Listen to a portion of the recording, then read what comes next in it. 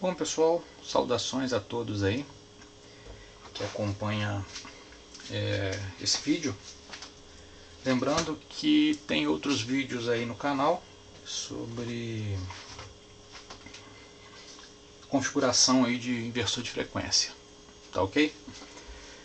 Bom, nesse vídeo eu vou tratar o assunto aí, do seguinte assunto, que é o controle PID ou PID feito por um inversor de frequência. Vocês estão vendo aí no vídeo a montagem, né, do arranjo, e eu vou explicar aí no decorrer do vídeo o que são esses componentes, por que está dessa forma aqui, e vocês vão entender. A ideia inicial é a gente fazer a prática, um funcionamento desse, e já alertando aí, o vídeo vai ficar um pouquinho extenso, porque é um controle um pouco complexo. Eu vou abordar mais a parte prática, a parte teórica, não vou entrar em detalhes, visto que nas literaturas aí vocês vão encontrar muitas informações, ao contrário de efeitos práticos, aí você já não vai encontrar tanta coisa. Então eu vou me ater no controle mais prático, mesclando aí um pouquinho da teoria com a prática, tá ok? Vou falar um pouco do processo PID, citando 3 exemplos aí para poder explanar o assunto, para ter uma ideia, uma visão aí, quem não tem um conhecimento mais a fundo do controle PID, controle PID, vamos falar o controle PID, tratar como PID, fica mais fácil, né, a gente soletrar isso aí. Eu vou fazer algumas demonstrações aqui, alguns exemplos que a gente pode utilizar nesse controle para ficar um entendimento aí mais fácil, tá ok? De antemão aí um pouquinho da teoria do PID, eu fiz aí na literatura aí, você vai encontrar aí, não sei se vocês vão encontrar disponível aí com facilidade esse manual, isso é da VEG, de acionamentos aí de variação de velocidade de motores. E o PID são as iniciais de proporcional, integral, derivativo.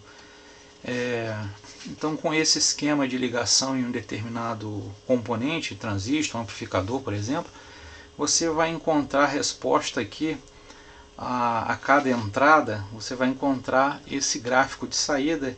O integral, você encontra esse tipo de rampa, esse outro tipo de rampa que é o derivativo, e o proporcional integral, que você, de acordo com essa ligação, você vai obter essa rampa aqui, esse resultado na saída, de acordo com a entrada. Ou seja, a relação de Vout com VI, essa relação dá essa fórmula aqui. Para quem não tem conhecimento, esse é um assunto tratado pela engenharia, estudos acadêmicos aí superiores que tratam esse assunto mais a fundo, e matérias aí de modelagem de sistemas dinâmicos, você vai encontrar alguma coisa que fala. Livro que eu indico aí, o OGATA, que é sistemas também de controle de variáveis aí, de PID, você vai encontrar muita informação, mas já alertando que é um assunto bem complicado, bem complexo. Envolve, né, equações aí transformadas de Laplace, enfim. Por isso que eu não vou entrar em detalhes aí teóricos, porque o assunto é vasto e tem na internet aí, tem muito assunto, tá ok? Então é só mesmo para explicar aí da onde veio essa sigla PID, né? Para saber da onde deriva esse nome. Bom, vou mostrar a vocês aqui agora um dos sistemas PID, antes de mostrar, relembrando aí, antes de mostrar o arranjo, mostrar todo o que foi feito aqui. Eu vou mostrar alguns exemplos para depois a gente vir para a prática para vocês entenderem melhor. Um dos controles PID aí, por exemplo, ó, fiz um desenhozinho aqui rápido. Seria o controle aqui de, digamos que isso aqui seja um silo, um recipiente, onde você tem uma esteira, onde cai aqui um determinado produto. E conforme esse silo vai se preenchendo, você tem um controlador aqui, seria uma balança, por exemplo, um sensor um sensor ultrassônico, por exemplo, e ele vai te enviar um sinal te informando a cada situação que está esse silo, esse recipiente. Digamos que o recipiente permanece enchendo, você tem de 0 a 10 volts aqui, que o seu transdutor, digamos assim, vai lhe informar de 0 a 10 volts, ou seja, vazio eu estou em 0 volts, conforme eu vou enchendo, exemplo da balança, por exemplo, conforme eu vou enchendo, eu vou a 10 volts no meu peso total. Isso é uma relação que você vai fazer aí com programações, o transdutor às vezes vai te fornecer miliampere, você vai fazer uma conversão, uma regra de 3, coisas assim.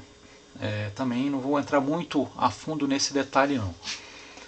Mas aqui, você dando continuidade, digamos que o seu silo, a uma determinada altura, você necessita que o produto começa a cair com uma quantidade mais lenta, para que você tenha por exemplo, um prazo para trocar de recipiente, virar a esteira para outro lugar, começar a se programar para fazer a mudança. Então você não pode encher com a mesma rapidez esse pequeno pedaço aqui, pois ou ela transborda ou você vai desligar e ter um tempo parado, e você também vai começar a controlar a eficiência do consumo, coisas desse tipo.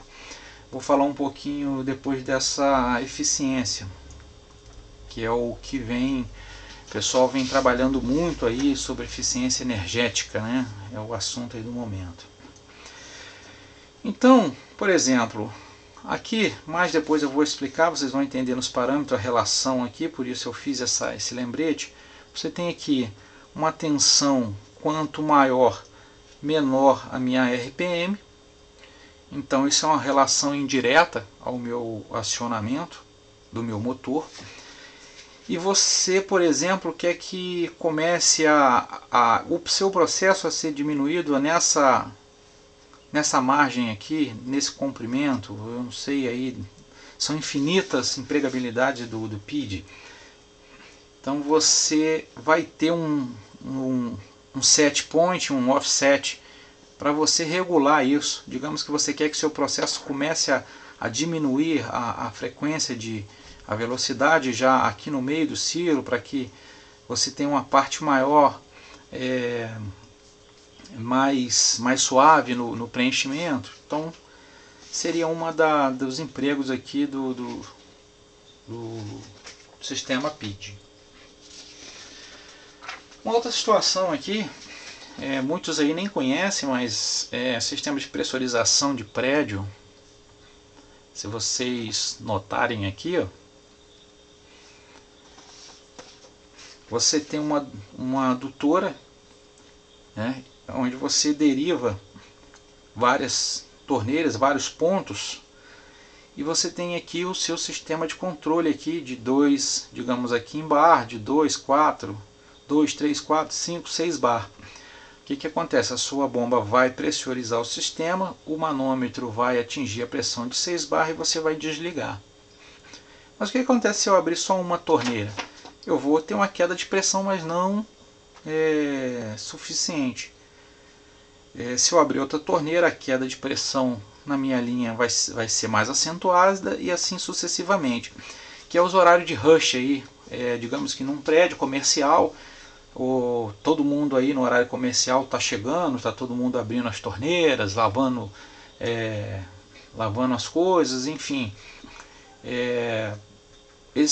Essa queda será mais acentuada. Se fosse numa residência, o horário de rush já seria mais na parte da tarde, onde está todo mundo chegando, tomando seu banho.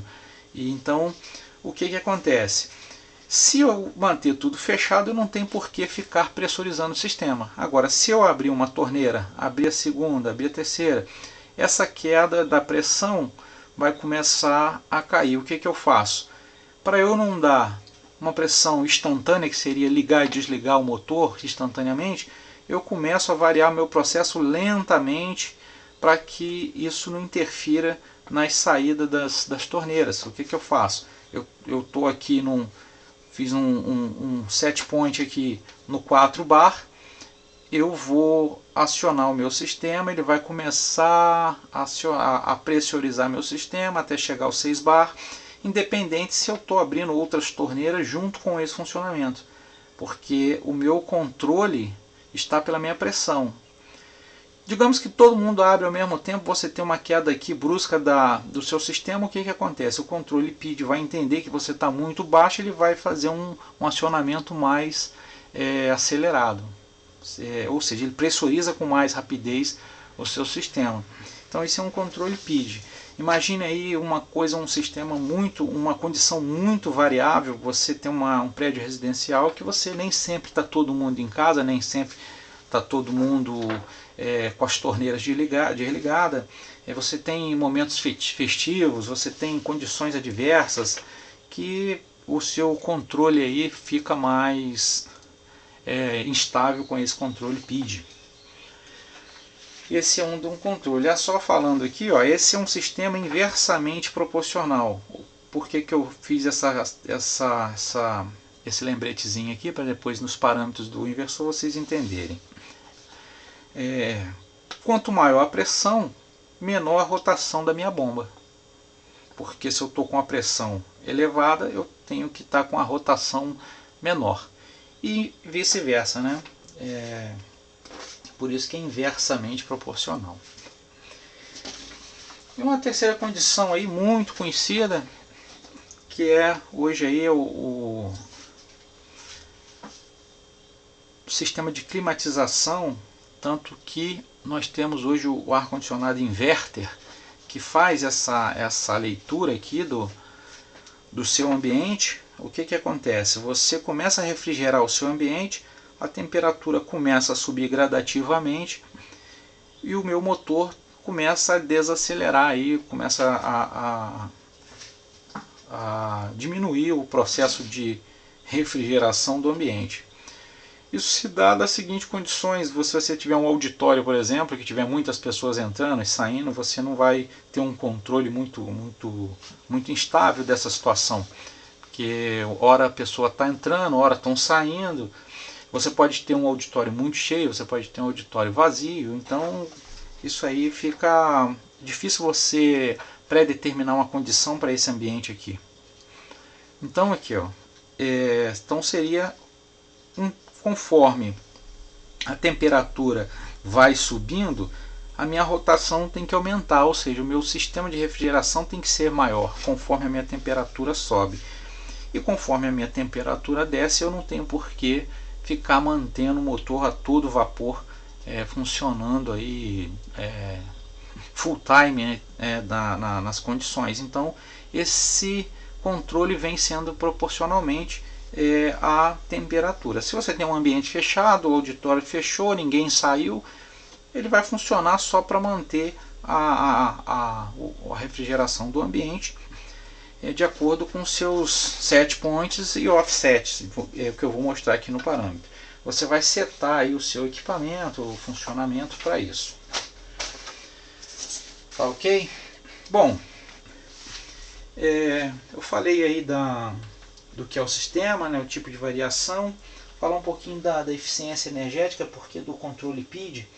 Hoje nós temos aí reduções de custos, né, questões ambientais, coisas desse tipo, competitividade de mercado. Então, quando você tem um processo com um custo mais barato, você consegue diminuir o preço do seu produto final,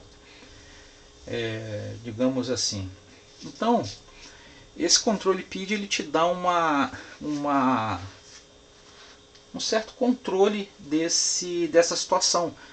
porque ele vai utilizar somente, o seu sistema vai funcionar mediante a demanda. Ele não vai funcionar nem a mais e nem a menos.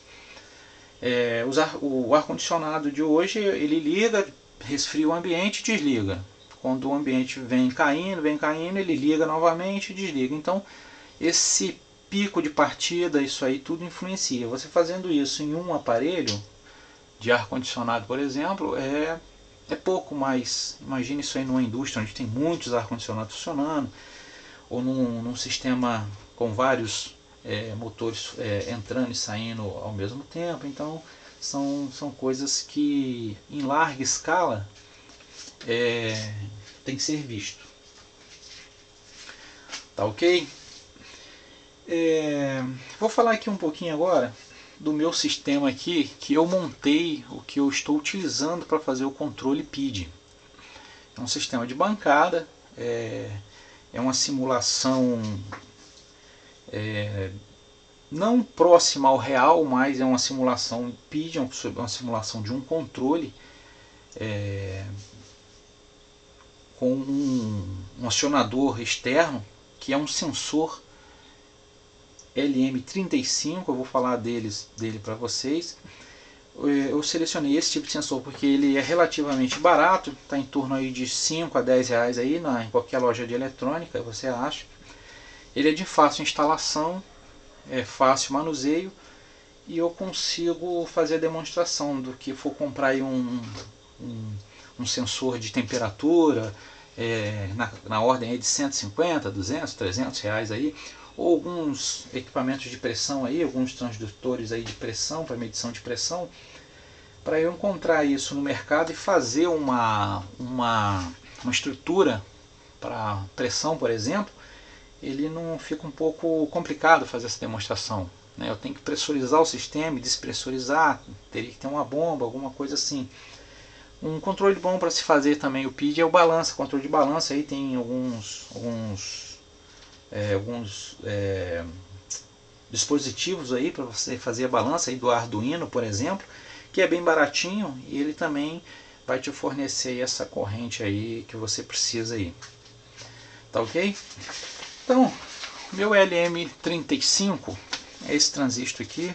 Ele é bem pequenininho, tá vendo? Tá aqui na ponta do meu dedo. A gente fala transistor, mas ele é um sensor. Aqui está o datasheet dele. Ele tem algumas informações aqui que foi o que eu utilizei. Cada 10 miliamperes é 1 grau. Corrente, ele funciona aí de menos 55 a 150 graus, que é o range de funcionamento dele. Tensão de alimentação de 4 a 30 volts, consumo bem baixo na escala de nanoampere, que são as informações mais básicas aí. Tá ok? Então ele é de fácil manuseio, fácil instalação. Ele funciona aí de 4 a 30 volts. Então é um transistor aí, tem um range bem bom aí na sua tensão de funcionamento. Você consegue implementar com facilidade um sistema aí de controle de temperatura. Tá ok? Vamos lá. Falei do LM35 e agora nós vamos aqui para os parâmetros de ajuste desse controle PID. Explicando um pouquinho aqui do arranjo, o que eu fiz? Eu fiz a ligação, vou mostrar para vocês aqui no manual, mas eu tô com o meu multímetro. Vou dar uma palhinha aqui do funcionamento do meu multímetro em paralelo com a ligação do meu inversor, que é para vocês verem a tensão de saída do meu LM35. Só que eu estou em milivolts. Isso para mim aqui é um pouco complicado, porque eu tenho um acionamento de 0 a 10 volts, e quando eu estou trabalhando em milivolts eu tenho que mexer em algumas coisas do ganho aqui do inversor, mas vou mostrar a vocês depois no decorrer. Ele é um sensor muito sensível. Vou colocar simplesmente a mão nele aqui, vocês vão notar que ele já vai oscilar. Então se a gente para cada 10 mA eu tenho 1 grau, no caso aqui eu tenho 30 graus aqui aproximadamente. O ambiente externo influencia. Tá vendo? A minha mão já está oscilando o LM35 e o próprio ambiente que está um pouco frio. Eu estou no Rio de Janeiro e aqui é atípico o frio aqui, mas o ambiente está mais frio do que a temperatura corporal. Vocês já vão ver que ele começa a cair. E milivolts isso aí, né? Então esse milivolt tem que ser trabalhado para o inversor reconhecer essa situação. Ok? Lembrando aí, o vídeo vai ficar um pouquinho extenso, o assunto é complexo. Não é difícil, mas envolve certos cuidados aí para a gente fazer a configuração direitinho. Tá bom? Mas eu aconselho aí terminar acompanhar o passo a passo e você vai tirar todas as dúvidas aí nesse vídeo. Ok? Vamos lá. Bom, vou entrar aqui no parâmetro para a gente fazer a configuração. Um parâmetro que eu gostaria de começar com vocês aqui no canal, lembrando que no canal já tem vídeos que fala sobre as configurações, tá? Essa é a configuração que eu vou dar por encerrada, essa sequência de vídeo. Mas assim, quem tiver alguma dúvida no que eu estou fazendo aqui, eu aconselho a assistir os outros vídeos. Então vamos olhar aqui o tempo de aceleração, para que o sistema não fique muito demorado, para eu fazer a demonstração, eu coloquei em 0. P101, que é o tempo de aceleração e desaceleração, eu zerei esse tempo, que é para ele partir e acelerar aí de acordo com o controle PID, não levar em conta esse tempo também. Outro parâmetro que nós vamos verificar, parâmetro 200, o parâmetro 133, frequência máxima e mínima. Aqui, ó, parâmetros 133 e 134, que é frequência máxima e mínima.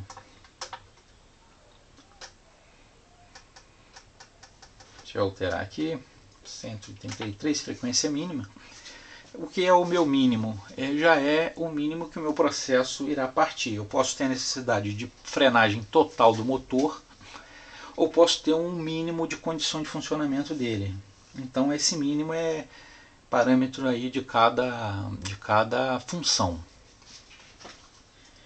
E o máximo é o máximo que a gente, seria RPM do motor, condições de funcionamento. Uma hélice muito grande, por exemplo, uma RPM muito grande, você vai exaurir aí um sistema aí com muita força, e você já vai estar em classes mais perigosas aí de funcionamento. Então você limita esse funcionamento do motor nesses parâmetros aí.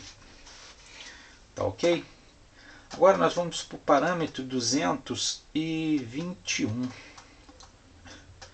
220, 220 e 221. Deixa eu abrir aqui no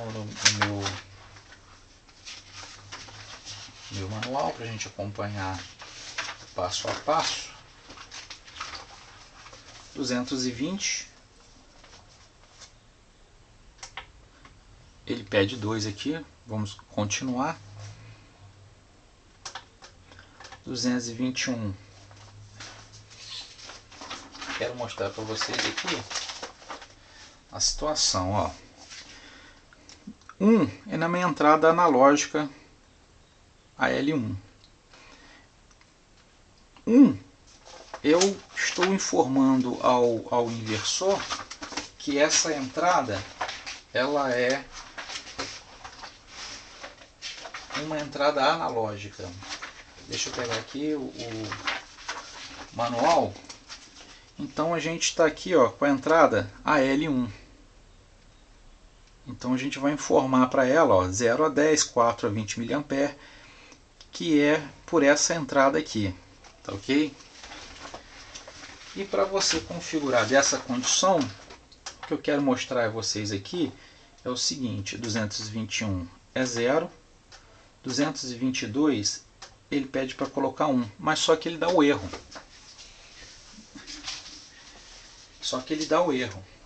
Eu vou adiantar, eu vou deixar eu vou tirar esse erro, mostrar aqui a condição que ele é extinto aí desse erro, a condição que ele sai do erro aí, porque senão a gente vai ficar levando esse erro até as outras programações e depois ele vai sair, então ele vai atrapalhar um pouquinho a gente nas outras programações aí. Mas aqui ó, na 525 ele pede aqui ó, para regulador PID, desde que para você entrar com set point via teclado, vou explicar depois, você tem que estar com 221 local, 222 em 0, mas aqui está, quando pede 1 ele dá o erro, tá observando?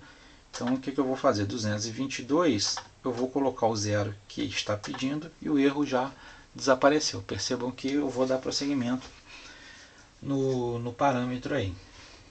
Tá ok?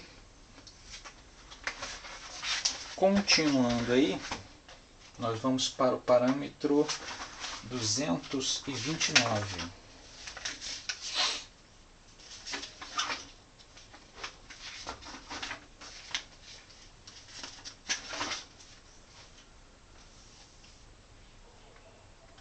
Parâmetro 229, 0, que é o controle pelo teclado, e 230, 1, que é via Bornes.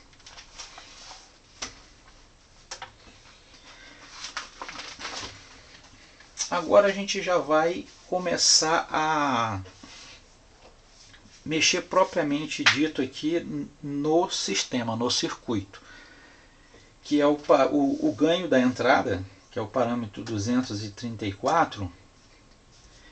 Eu já fiz alguns testes, né, simulei alguns funcionamentos para poder fazer o vídeo, e pelas condições do meu ambiente, pelo tipo de sensor que eu estou utilizando e condições que eu quero demonstrar, eu cheguei nesses valores, porque o que eu quero demonstrar é que quando eu colocar a mão, ou seja, o meu set point tem que partir aí com a minha temperatura, ou próximo à minha temperatura corporal.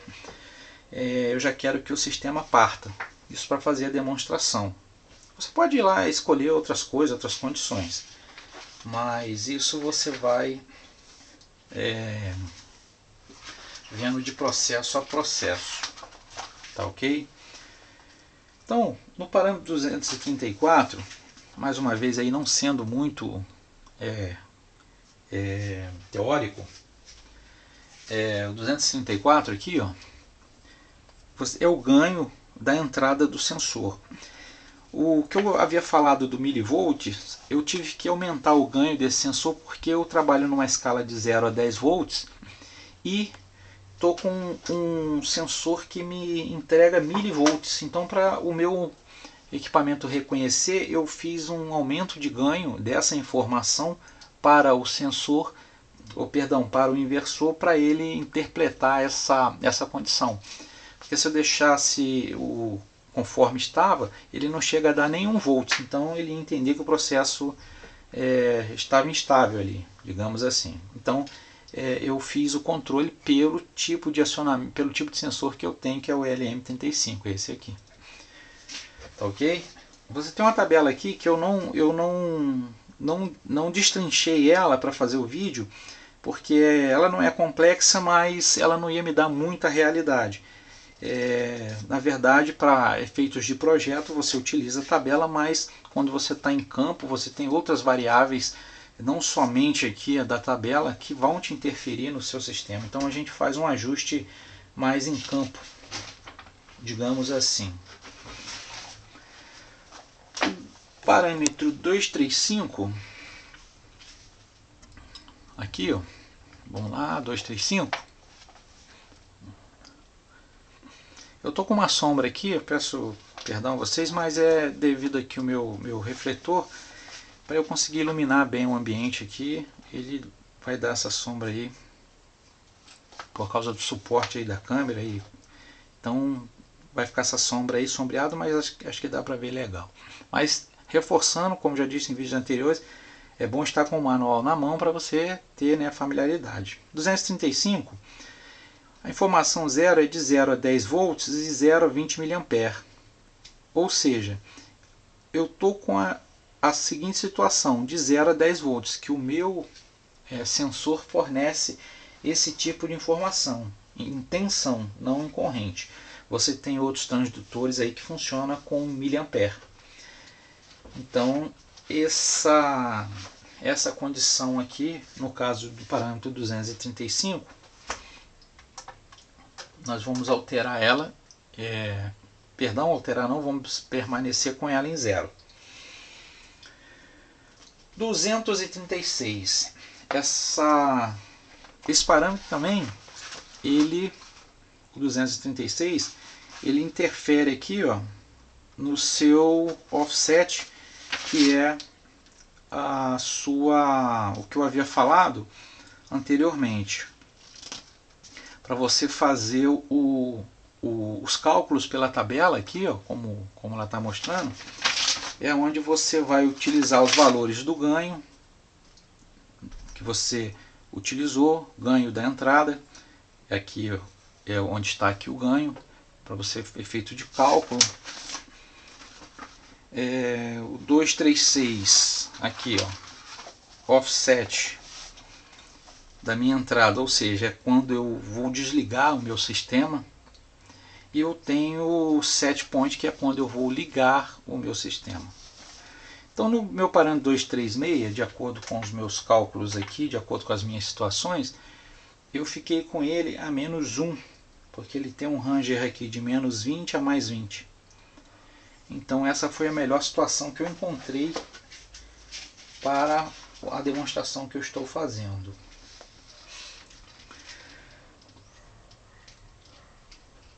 No parâmetro que não tem muito a ver, no parâmetro 236, que não tem muito a ver com o funcionamento, mas é uma forma de você ligar e desligar o inversor, eu coloquei ele em 1, porque a minha função aqui, ó, 236, vamos utilizar essa tabela aqui, coloquei ele em 1, que é habilita geral. Eu ligo a entrada digital 1, já fiz vídeos fazendo essa demonstração também, se tiver alguma dúvida aí procurei no canal, que é entradas digitais, me parece. Eu coloquei em 1, e o 264, nós vamos desabilitar os outros, mas lembrando que o 265 ele automaticamente ele vai para 15, conforme o parâmetro que você colocou. Ok? Eu vou tentar mostrar aqui para vocês.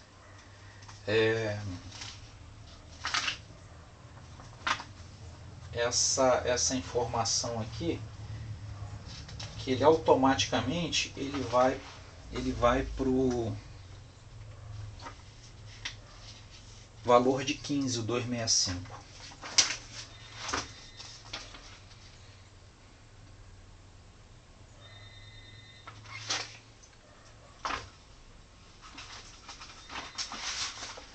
Vou fazer o seguinte, eu vou dar prosseguimento no vídeo para... Achei aqui, ó, consegui, lembrei aqui, ó, vamos lá. A seleção aqui, ó, seleção das funções especiais. Quando você coloca um no regulador aqui, PID, quando 203, que está aqui, é alterado para 1, o 265 é alterado automaticamente para 15, que é o DI3 manual automático. Ou seja, o interruptor, a entrada digital DI3, você vai fechar a malha fechar o sistema ou abrir o sistema. Então, ou você funciona por ele, pelo o sensor, ou não. Então você vai fazer essa seleção com a entrada digital DI3. Só que eu já fiz vídeos falando de entradas digitais do inversor, e vocês dêem uma olhada aí se tiver alguma dúvida. Então, dando prosseguimento aqui, estou em qual parâmetro? 263 eu deixei em 1, que eu vou habilitar. 263, espera aí, 1. 264 eu vou desabilitar ele para que ele não atrapalhe a gente em configurações, né, e não acionar nada. Vou deixar ele desabilitado. O 265 ele é alterado automaticamente para 15, como mostra aqui, ó.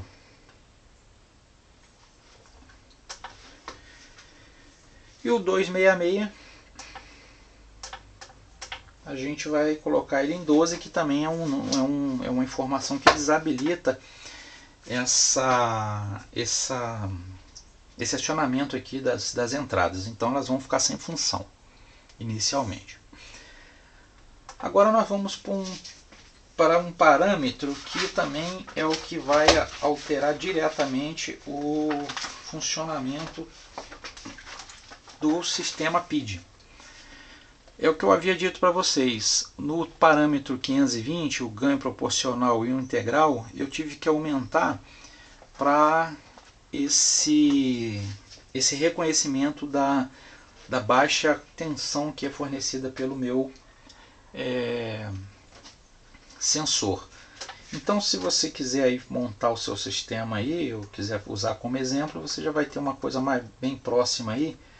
Ó, eu alterei o 520 para 4, aumentei o ganho proporcional, isso fazendo os testes aqui na bancada. 521 também com 4, foi o que obedeceu melhor. E o meu set point, que é um item, um parâmetro, o 522 aqui, gente, só para falar, ficou em 0 mesmo, não precisei alterar. E o 525, 3.6, que é o meu set point, ou seja, o meu sistema vai ligar obedecendo com esse parâmetro aqui, ele vai ligar com a minha temperatura corporal. Ok? Então eu estou com o meu multímetro em paralelo, como já havia falado, meu multímetro em paralelo aqui com a ligação do meu inversor. Eu vou iniciar o processo, vou colocar ele na parte para a gente verificar a RPM, para a gente ver essa alteração. E eu peço que vocês percebam essas duas condições. Essa condição aqui da RPM do motor, né? Ela vai ser mostrada aqui, e a tensão do meu sensor. Então, quais as condições? Eu tenho aqui uma fonte de calor, que ela é a gás. Não sei se vocês conseguem ver a chama aí, ó. Tá vendo? É uma fonte de calor onde eu vou aproximar no sensor e vou aquecê-lo. E a gente vai ver o comportamento do motor. E vou fazer o resfriamento com um cubinho de gelo para ele decair bruscamente, e a gente vê o comportamento desse funcionamento, o comportamento do motor mediante essas condições. Ok?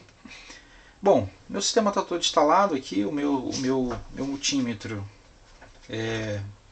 vou deixar ele em milivolts, ele está aqui em volts, passar para a escala de milivolts.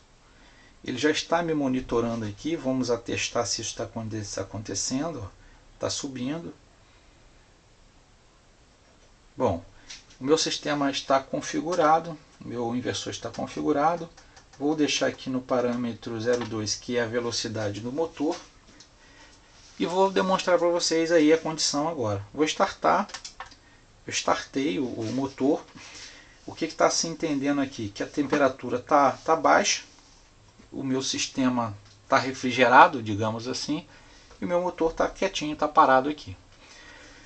Vocês vão perceber que ao aumentar a temperatura, quando chegar aí na classe aí dos 300 mV, já vou ter um início na partida do motor, ou coisas bem próximas aí. Ele tem um tempinho para reconhecer, né, esse acontecimento aí.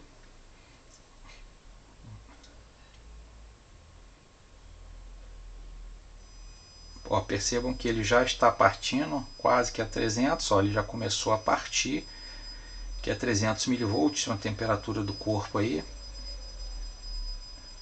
E se ele resfriar, ó, ele vai voltar ao zero, ó, ele está aumentando gradativamente. Vou deixar ele aqui no ambiente para ele resfriar. E ele vai parar o processo aqui, ó. Notem que já está caindo a rotação. Vou deixar ele aqui de ladinho para vocês perceberem. Conforme vai caindo, ele vai diminuir a rotação. Vamos deixar ele aqui fazer esse reconhecimento, porque o ambiente também influencia nessa temperatura. Eu vou aproximar um cubo de gelo para a gente diminuir essa temperatura aí. E vocês vão ver que o motor vai parar.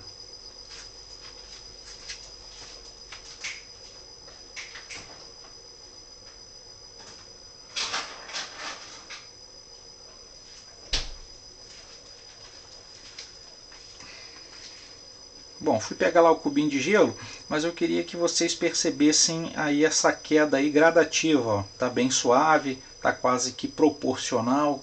A minha queda, vou aproximar aqui o cubinho de gelo, para resfriar bruscamente o meu sensor, ó, ele está resfriando bruscamente, ó, parou. Tá ok? Bom, ele resfriou. Então eu vou agora mostrar o aquecimento brusco, seria um aumento de temperatura aí. Ó, tô aqui com a tocha, que é uma fonte de calor bem intensa. Vou fazer aqui o aproximar, ele vai esquentar bem rapidamente e vai partir aí bruscamente, ó. Partiu. Entendeu? Porque o sistema entendeu que eu tô com o ambiente superaquecido. E eu vou deixar aqui para vocês verem esse resfriamento aí pelo ambiente. Ele vai cair gradativamente, como está caindo aqui. Vocês vão ver que a temperatura vai cair também, ou perdão, que a velocidade vai cair também. Vou deixar isso aí para vocês perceberem isso e dou como encerrado o vídeo, tá ok? Então observem essas duas medidas, ó. Notem que a queda da tensão também influencia na rotação do motor, dizendo aí ao sistema que o ambiente já está sendo refrigerado. Mesmo que demore um pouquinho, a gente observa isso aí, porque realmente ele é uma precisão muito grande, então pode demorar um pouco aí essa queda aí, ó. O sistema está oscilando, ó, pode perceber isso, ó. Como o meu ambiente também interfere nessa condição, eu preciso que esse resfriamento seja mais acentuado para você perceber isso. Mas aqui, ó, notem que conforme cai a temperatura, o resfriamento até do próprio invólucro aqui, né, o invólucro estava quente, ele já está resfriando, tá vendo?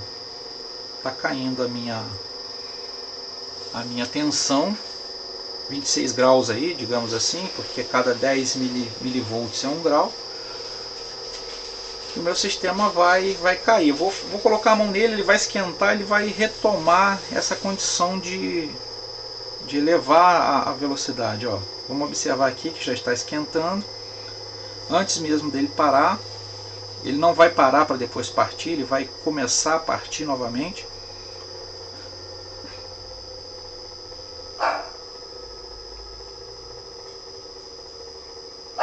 Deixa eu esquentar aqui que eu estava com a mão no cubo de gelo. Ó, a outra mão ele está mais rápido. Ó. Até a mão que eu segurei o cubo, ele identificou. Ó, já está aumentando o meu sistema ali. Ó. Já está aumentando a minha RPM. Ó. Pode, ó, 1400. Ó, eu subindo aqui minha temperatura. Enquanto está subindo, o sistema está entendendo que eu tenho que refrigerar mais. Bom, e assim será até ele parar aí novamente. Vou pegar aqui o cubinho de gelo, vou aproximar aqui, ó. Vamos ver quanto que está a tensão. Ó, aproximei o cubinho de gelo aqui no transistor.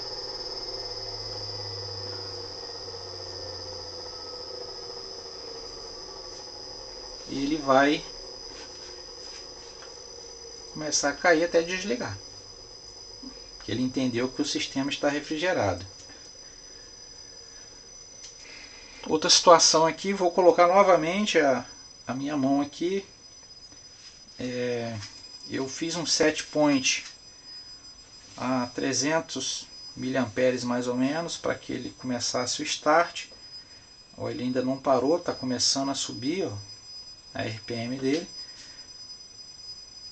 A minha mão é o limiar aí entre a partida e a parada. Então aqui eu estou começando a esquentar aqui o ambiente para que o meu motor dê a partida. Tá ok? Então pessoal, eu agradeço aí a todos que assistiram o vídeo. E eu dou por encerrada essa sequência de vídeo aí com esse controle PID. Tá ok? Aqueles que acompanharam o vídeo aí até o final, agradeço. Ficou um pouco extenso, mas o assunto é um pouquinho complicado de passar assim rapidamente. E eu procurei varrer todas as condições do controle PID. Tá ok? Espero aí poder ter contribuído aí com quem assistiu o vídeo. E até os próximos vídeos aí. No CFW8 eu vou dar por encerrado essa sequência de vídeo, porque eu pretendo fazer com o CFW11, mas aí são acionamentos feitos por computador, feito remotamente. Aí é a sequência de vídeo que eu pretendo fazer aí posteriormente. Ok? Obrigado a todos aí e até a próxima.